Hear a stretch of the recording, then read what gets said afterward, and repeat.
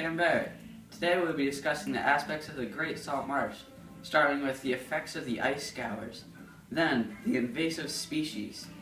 After that, the difference between the marsh in the winter and the marsh in the summer, and also some sweet scenery.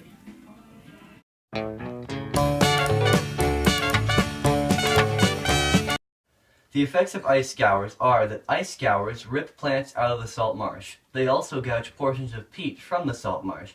And finally, they create ice scars, which are areas that slow the recolonization of plant life. If you look out this window, you might be able to see a few ice scours out in the salt marsh right now. Here we are in the beautiful Great Salt Marsh. Here you can see the effects of the devastating and harsh winters of the New England area and how the ice scours have affected the coastlines of our beautiful marshes. During harsh winters in the salt marsh, ice scours often form, which lead to ice scars.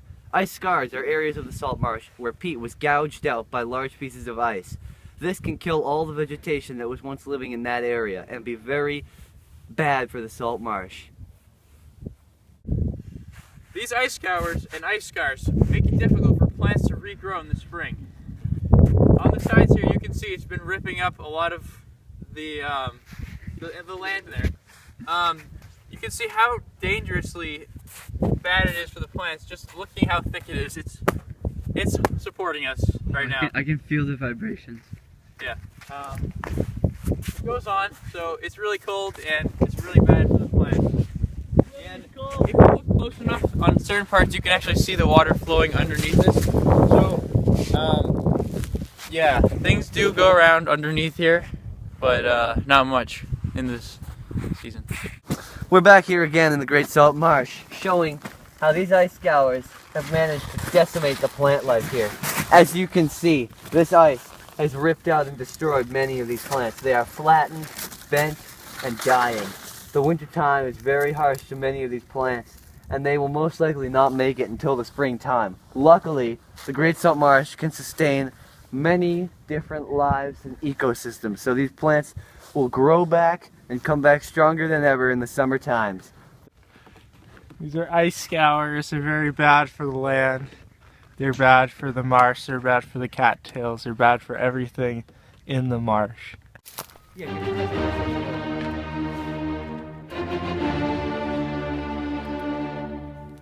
The marsh is for everyone. Now let's talk about invasive species. Most common invasive species are purple loosestrife and Phragmites, at least around here.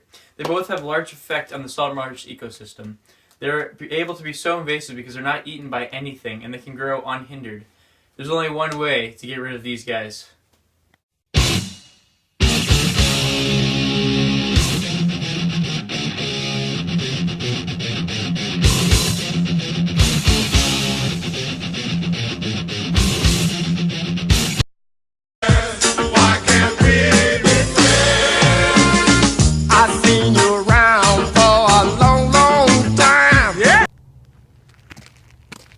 These are Phragmites, an invasive species in the New England area. Hans, what do you think about it? Well, it's very fluffy up here. This is obviously where they reproduce. See that? Just flying off there.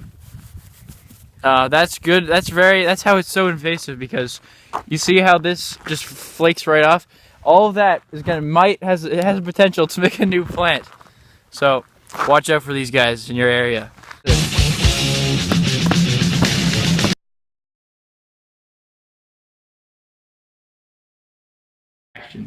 The marsh in different seasons. Hi, I'm Kevin Farron. People leave their homes in the winter because it gets cold. Most organisms migrate to warm places in the winter. For example, birds.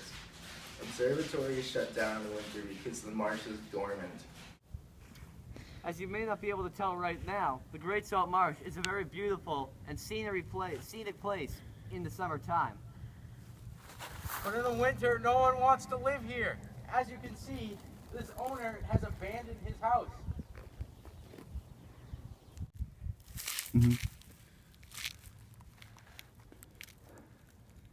Here you go. Yeah, it's one. Okay. This little crab here, you can see, he's actually embedded in the ice. That is a sign of how cold it actually is out here. It's unbelievable how these creatures make it to the next year. Obviously, he's dead, but it makes you wonder, where does the offspring go? Rest in peace. We can do a segment on how. Here we have an example of how the thriving life in the salt marsh can survive during the summer, but during the winter times, these birds who once used this as their home have migrated to a place where they can still hunt for worms in the warm, soft ground. The houses out here on the edge of the marsh have to be built on stilts in order to secure themselves from the rising tides. You want that?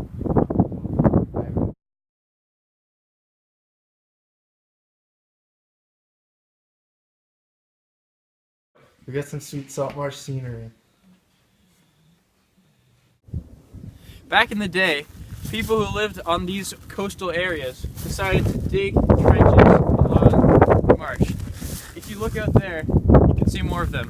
The reason why they did this was to kill the mosquito larvae. However, it was a great failure considering that mosquitoes lay their eggs in water. We're out here in the Great Marsh. As you can see down here, it's the lower marsh. Here we are standing in the upper marsh. Behind us is the transition zone. It provides a barrier between human life and marsh life so that we can peacefully coexist as one. The marsh also serves as a barrier against the ocean, protecting against the harsh winds and unyielding waters.